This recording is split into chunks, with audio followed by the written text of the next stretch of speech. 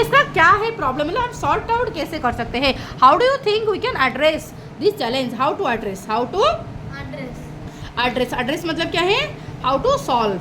Address का मतलब यहाँ पर क्या होता है, हाउ टू सॉल्व. इस प्रॉब्लम को हम कैसे सॉल्व कर सकते हैं, इस प्रॉब्लम को हम कैसे सॉल्व कर सकते हैं. तो कैसे सॉल्व करेंगे बेटा, एक तो फर्स्ट पॉइंट हमारा है इसे सॉल्व कैसे करेंगे.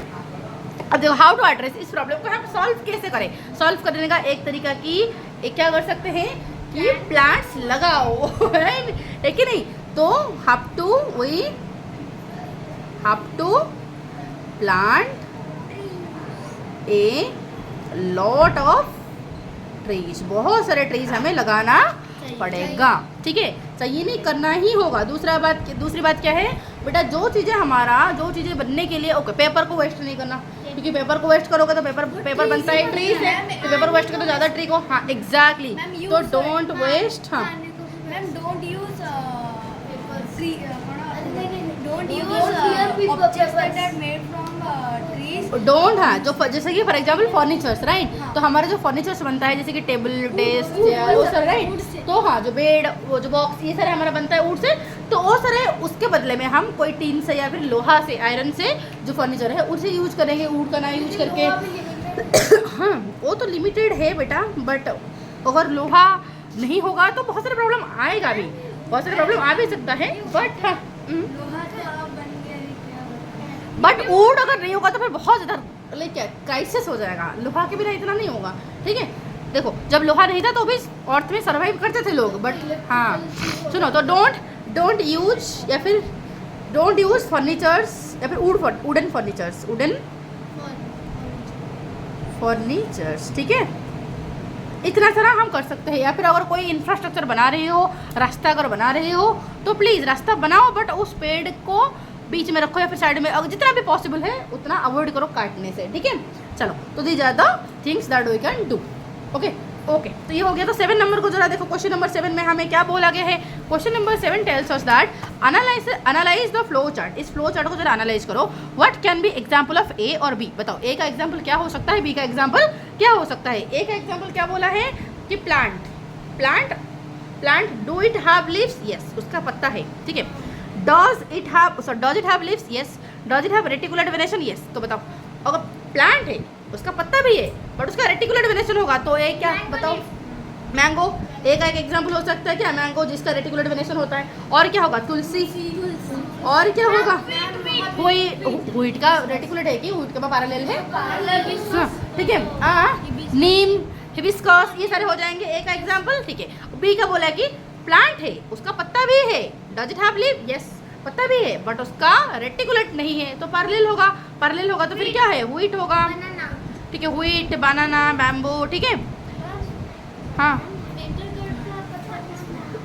बिटरगोर्ड का भी ये रेटिकुलेट होता है बेटा. ठीक है, तो समझ आ गया. ये ए और बी का एग्जांपल मैंने ये बुक में लिख दी. ठीक है, फिर 8 नंबर का देखो. 8 नंबर में क्या बोला है, 8 नंबर में हमें बोला है कि Raj argues with his friend Sanjay that गुड़हल मतलब हिबिस्कस. ठीक है, संजय को आर्ग्यू करके बताता है कि जो हिबिस्कस प्लांट है ये एक श्रब है. ये क्या है, श्रब है. What questions can Sanjay ask for the clarification. Clarification के लिए क्या क्वेश्चन देखो.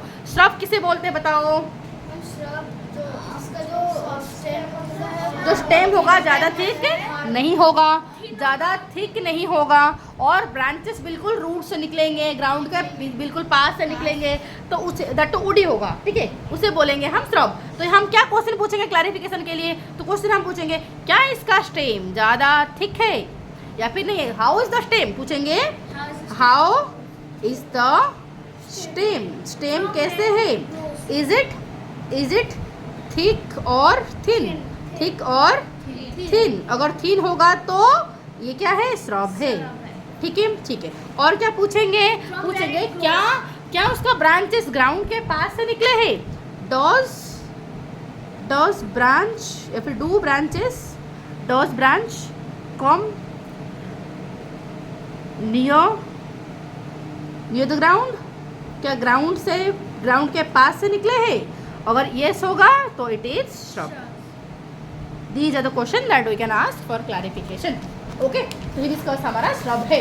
क्लैरिफिकेशन हमें मिल चुका है. Okay, let's come to 9 number question and the question is, it says that based on the information in the table पे जो इन्फॉर्मेशन दिया है, find out examples these plants for each group. बताओ। ओके, तो ग्रुप ए में बोला कि ये एक डाइकोट है और टैप रूट है, तो एग्जाम्पल बताओ।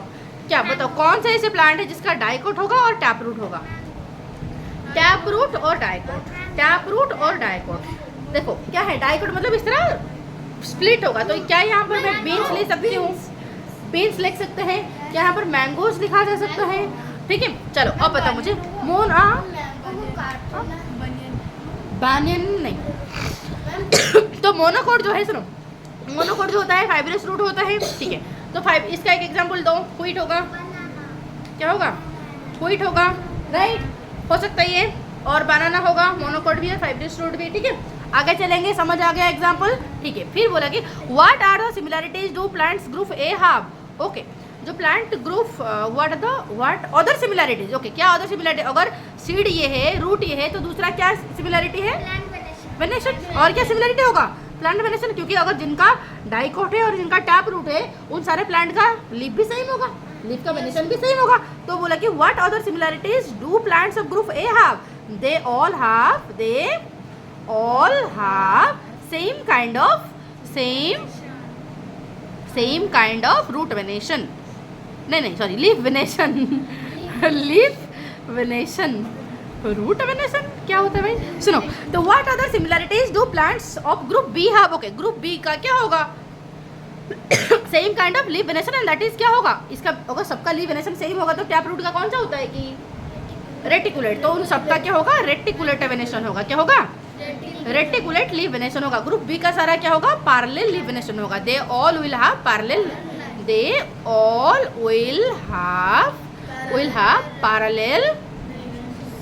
Parallel venation, parallel leaf venation. समझ आ गया? तो okay, let's come to question number 10। It is written that look at observe the labelled part of the dog. Okay, labelled मतलब यहाँ पर लेवल्ड मतलब जहाँ पर नामकरण किया गया है उसे बोलते हैं लेवल्ड, ठीक है। यहाँ पर नामकरण दिया गया है। इसका फीट को देखो, डॉग का फीट को, पिजन का फीट को देखो, ठीक है। बोला कि what difference do you observe in the feet of the dog compare to that of the birds? Which activity would the duck be able to perform using this part? बताओ क्या difference है? एक तो यहाँ पर वेव्ड फीट है, तो इसका जो उंगलियां हैं, इसका जो ये लगा है, राइट, इस तरह जो वेव, हाँ, इस तरह वेव, इसे बोलते हैं वेव्ड फीट। क्या होता है? वेव्ड फीट, इस तरह लगा है, बट इसका इस तरह वेव्ड नहीं है, ठीक है। तो इस वेव्ड फीट होने से वो क्या कर सकता है? वो तैर सकता है, स्विम हो सकता है, ये नहीं कर सकता। समझ आए? तो इस बात को हम कैसे लिखें? हाँ, तो क्वेश्चन नंबर 10 को हम कैसे आंसर देखें? जो हमारा डॉग है बेटा, ये डॉग है और ये हमारा पिजन है, राइट। तो डॉग का जो होता है, इसका फीट कैसे होता है? उसका फुट वेव्ड, इसे बोलते हैं हम वेव्ड फीट। क्या बोलते हैं? वेव्ड फीट, ठीक है, वेव्ड फीट। ओके, पिजन का जो होता है क्या होता है? Normal, not waived, not waived, इसका वेव्ड होता ही नहीं है, ठीक है। इससे क्या कर सकता है? इट कैन स्विम, ठीक है, ये स्विम कर सकता है। It can't swim, it